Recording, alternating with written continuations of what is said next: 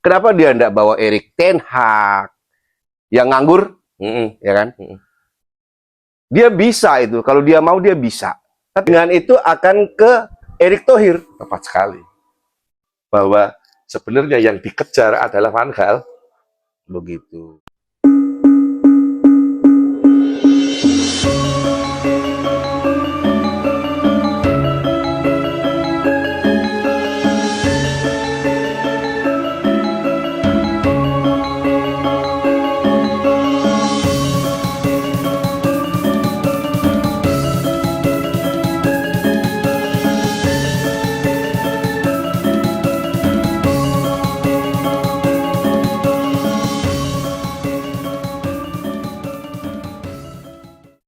Tapi saya punya catatan begini.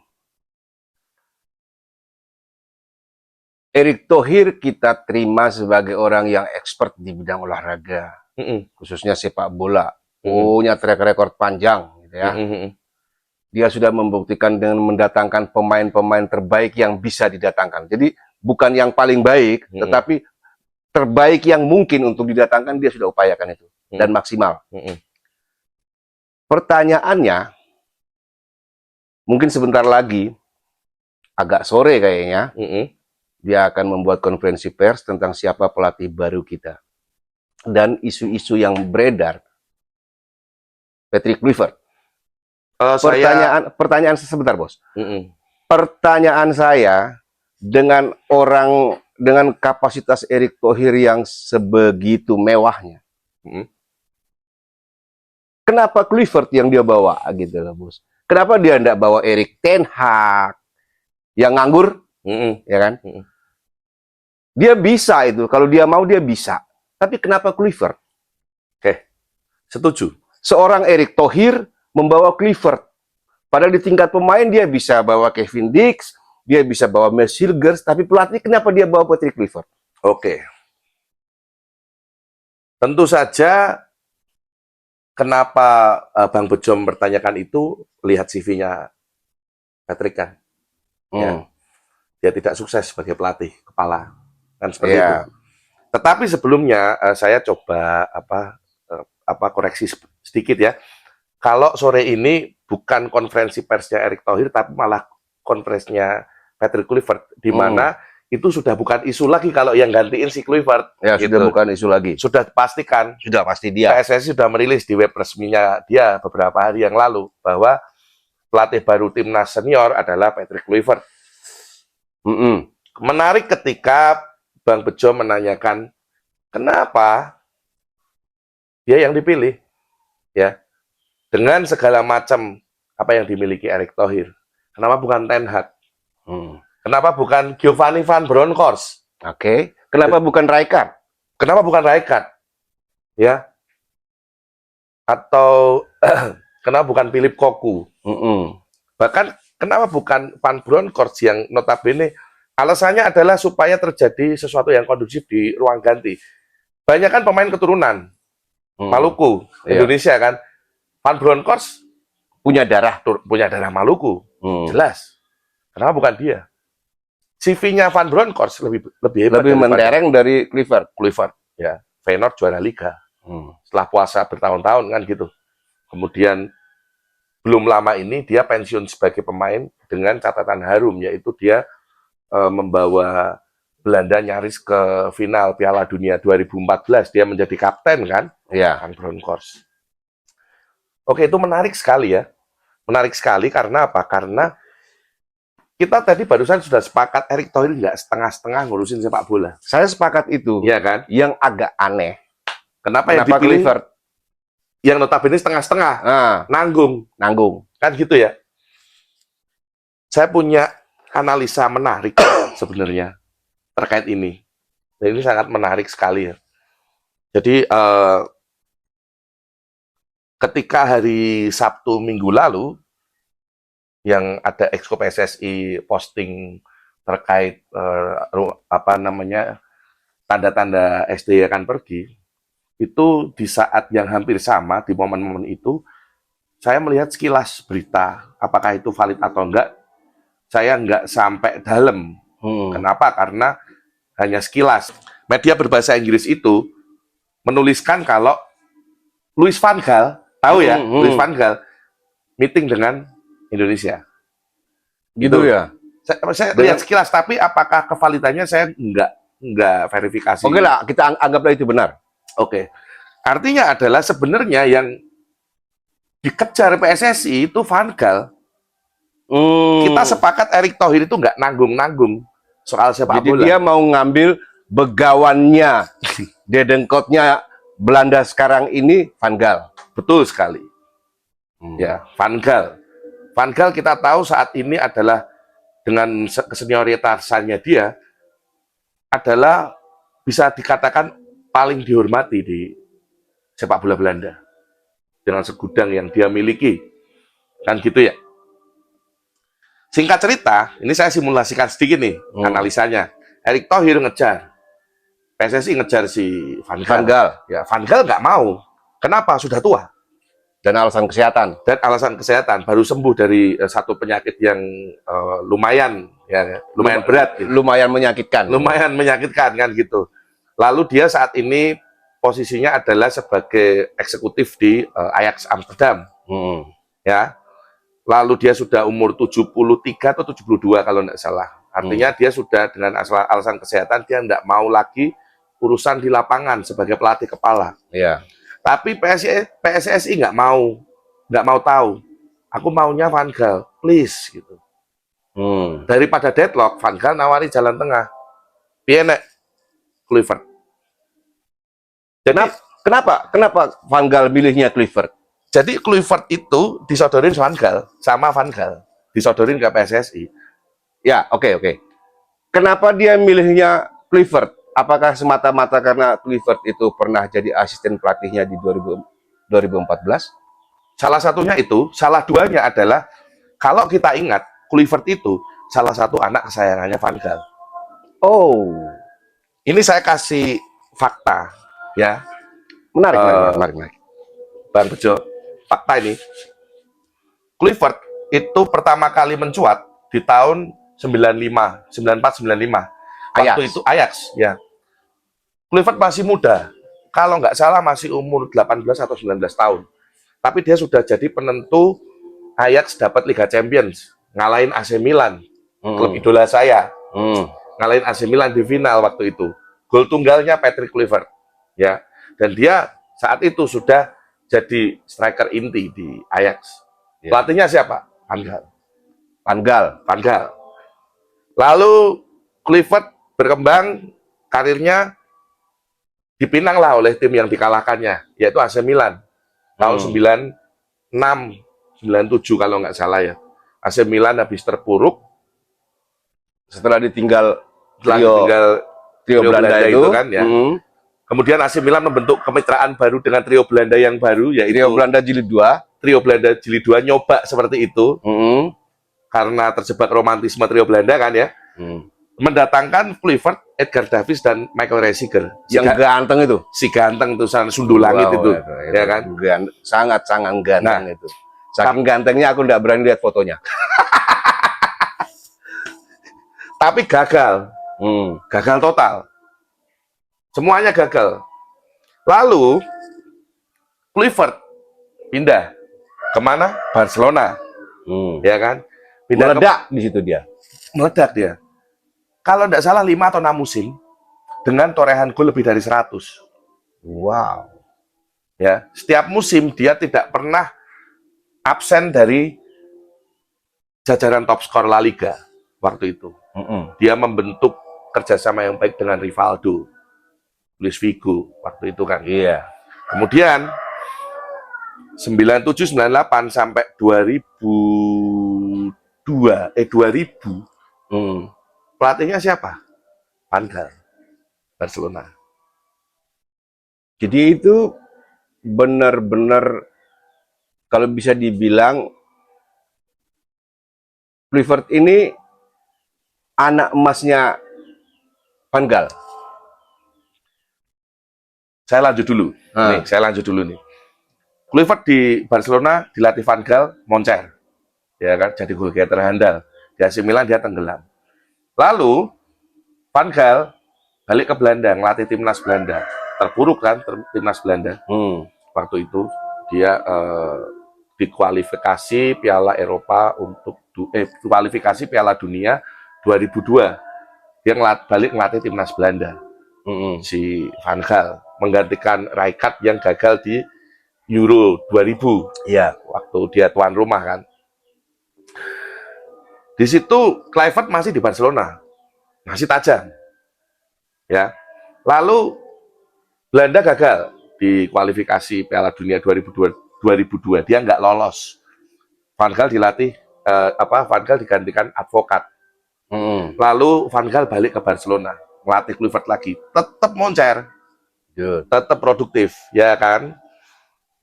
Lalu Kluivert pergi ke Newcastle, ya kan? Ke Newcastle. Di sana dia mau gantiin Alan Shearer, the king-nya Newcastle, yang sebenarnya masih bermain juga. Legend. Jadi disiapkan untuk menggantikan Shearer gitu ya? Disiapkan atau dia yang merasa mau jadi penggantinya Shearer gitu. Pembahasan itu lain waktu lah ya. Nah, singkat cerita dia di Newcastle gagal. 6 gol tok. 6 gol doang. 6 gol. Dari yang tadinya 2 digit jadi 6 gol. Lalu di Newcastle dia banyak terjadi friksi dengan tim. Dia pindah PSV kalau nggak salah. PSV apa? PSV Eindhoven. Lille atau PSV lah. Gitu. Kalau nggak salah PSV dulu, baru ke Lille. Tetapi Valencia, PSV, Lille. Di 3 klub itu 5 gol aja nggak sampai tiap musim. Seorang Patrick Kluivert, tanpa Van Gaal, hanya bisa mencetak 5 gol minimal maksimal setiap musimnya. Iya, nggak sampai 5 gol. Ya, artinya Kluivert jadi pemain hanya jadi goal getter di bawah Van Gaal. Bisa dikatakan seperti itu di Ajax dan di Barcelona. Siapa yang paling tahu Kluivert? Ya Van Gaal. Dengan segala kontroversi kehidupan dia di luar lapangan, ya banyak di luar sana pemain bengal. Tapi kalau dipegang satu orang itu dia jinak, dia keren gitu. Dan salah satunya hubungan Van Gaal dengan Kluivert. Ya, itu sudah cukup menunjukkan bahwa Kluivert itu salah satu yang dipercaya dan yang bisa menerjemahkan apa yang Van Gaal mau. Iya, itu terbukti dengan ketika dia di bawah Van Gaal, dia meledak. Ya, pun ketika jadi asistennya Van Gaal di 2014, itu Belanda masuk semifinal ya. Belanda masuk semifinal, lumayan dia. Dia cuman kalah dengan prime-nya Messi ya waktu itu. Iya, Messi ada di prime-nya. Iya. Dengan segudang penyerang yang bikin orang geleng-geleng kepala di 2014 itu. Iya, betul sekali. Itu Argentina banjir penyerang. Banjir penyerang itu. Ya kan, dengan segala kebintangannya. Sedangkan di 2014 adalah akhir era Sneijder, Robben, dan Van Persie. Iya. Kalau ingat lagi yang menarik di 2014 itu dengan tim Belanda, Van Gaal, saya membacanya dia kayak mengubah tatanan filosofi sepak bola Belanda yang selama ini kita kenal akrab dengan total football formasi 4-3-3. Kalau ingat 2014 itu Van Gaal memainkan 3 back. Kalau ingat di 2014 The Quid ya, Kaut yang ada di Liverpool itu, striker kan, jadiin sayap kiri. Delay Blind yang tadinya back dijadiin gelandang di 2014 oleh Van Gaal. Dan Van Gaal cukup berani melakukan itu. Cukup berani, nggak ada yang protes. Itu asistennya Kluivert sampai semifinal. Spanyol yang ada di puncak dunia saat itu dengan tiki-takanya di penyisian dihajar 1-5 kan. Dengan Spanyol habis juara Euro itu ya. Habis juara Piala Dunia dan Euro bolak-balik kan? Iya. Euro, World Cup, Euro 2012 terakhir itu. 2012 terakhir. 2014 dihabisin sama Belanda dengan Van Gaal dan Kluivert. Iya. Kalau kita ingat di situ. Berarti, makanya ketika Van Gaal merubah filosofi sepak bola Belanda agak ke pragmatis, nggak ada yang protes. Nggak ada yang protes. Karena memang dia dihormati. Makanya Erick Thohir tidak mau setengah-setengah.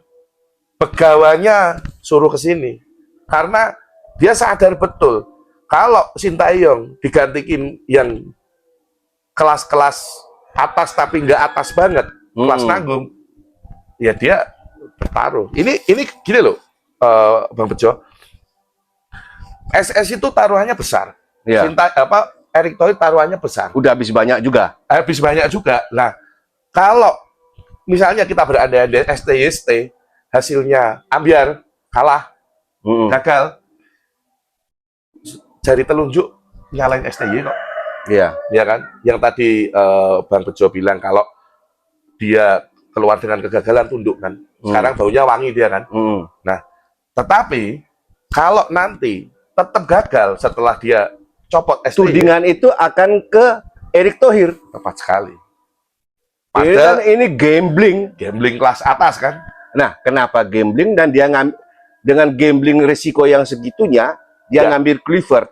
Nah iya. Berarti Ada saya bisa pertimbangan. simpulkan bahwa dia tidak mengambil Kluivert, dia mengambil Van Gaal versi muda. Kalau kita mau bilang seperti itu bisa saja. Dia mengambil kloningannya Van Gaal. Bisa saja. Bisa saja. Kita simulasikan ya.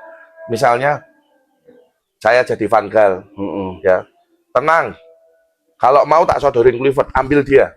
Nanti tak pick up dari belakang. Oke. Mungkin simulasinya seperti itu.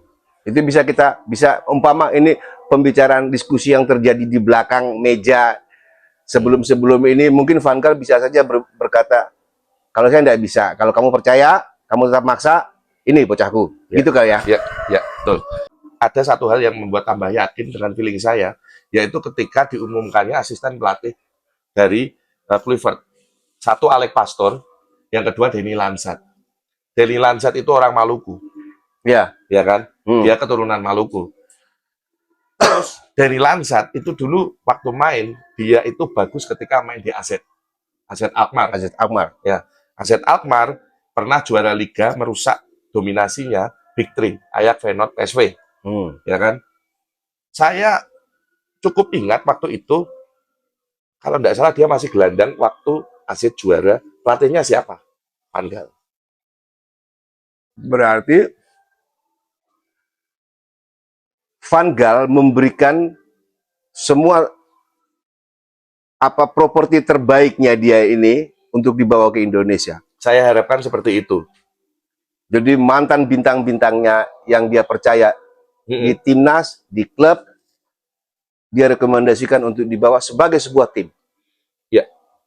Kalau Alex Pastor, ya, Alex Pastor itu terus terang ketika saya saya memperhatikan sepak bola dari kecil sampai sekarang, memang namanya cuma sayup-sayup, ya.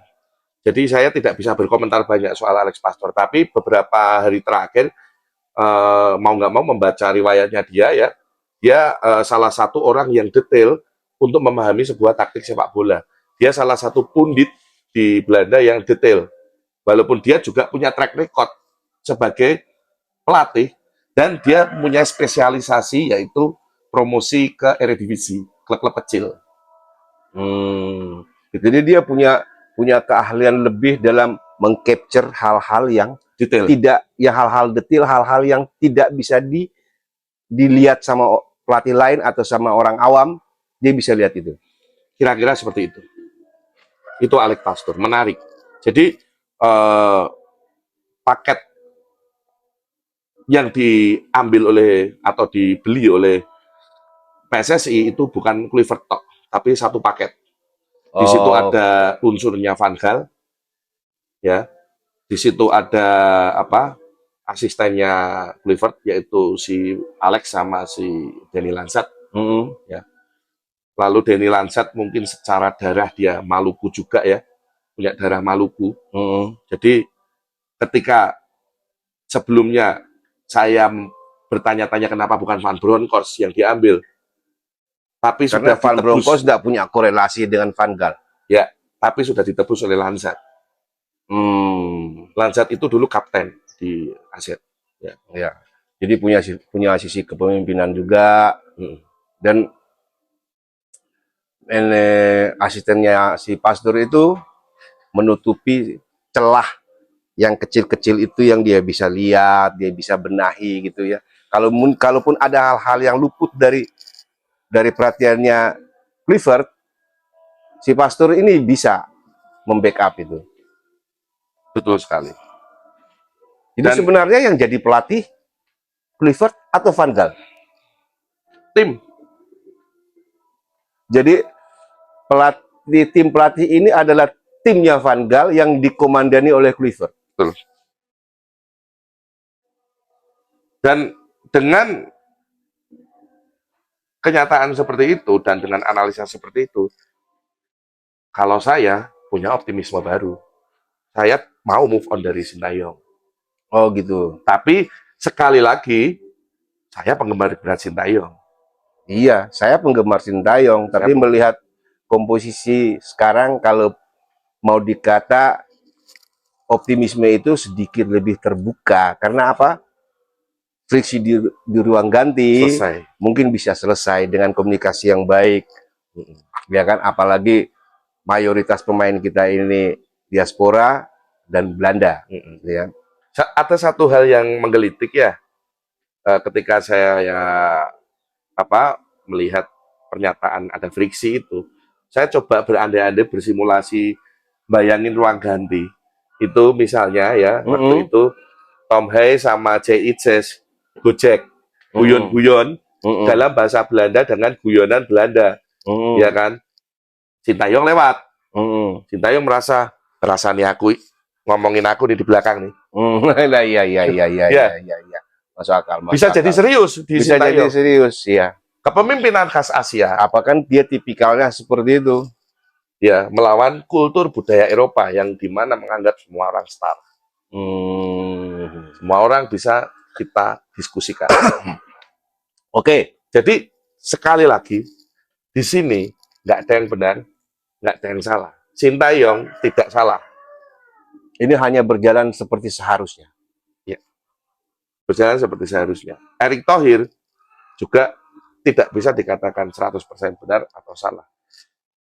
Kita boleh menghakimi ketika nanti setelah pertandingan round 3 kualifikasi Piala Dunia ini selesai. Hasilnya seperti apa? Karena waktunya sudah dekat. Ya mepet ini. Ya kan? Penunjukan Clifford sebagai pelatih dan 2 asistennya secara taktik, secara sepak bola, menurut saya sangat make sense. Sangat make sense. Sangat make sense. Dan saya bisa menjelaskan analisis saya bahwa sebenarnya yang dikejar adalah Van Gaal. Begitu. Iya.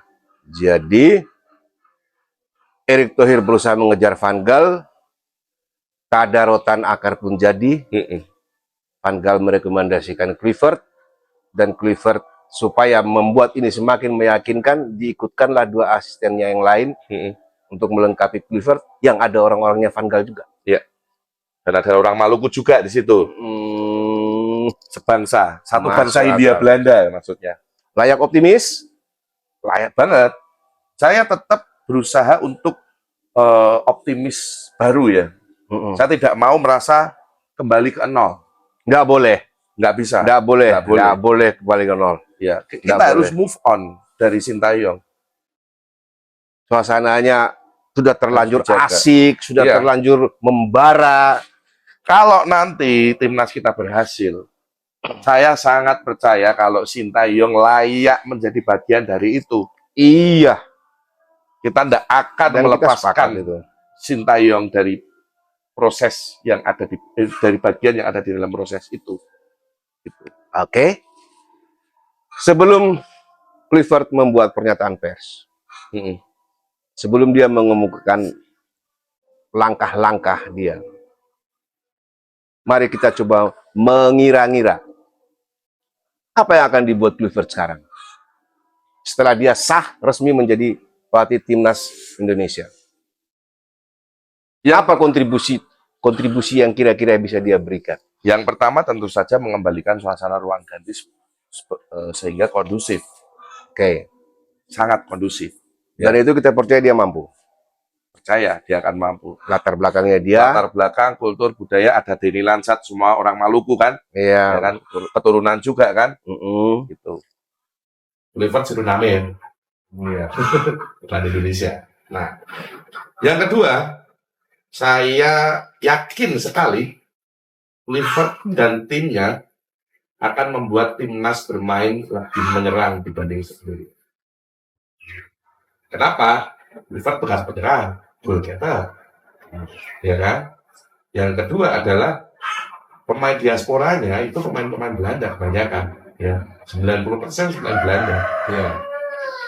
Dan Bejo supporter timnas Belanda kan, saya tahu itu. Oke. Ya kan? Iya.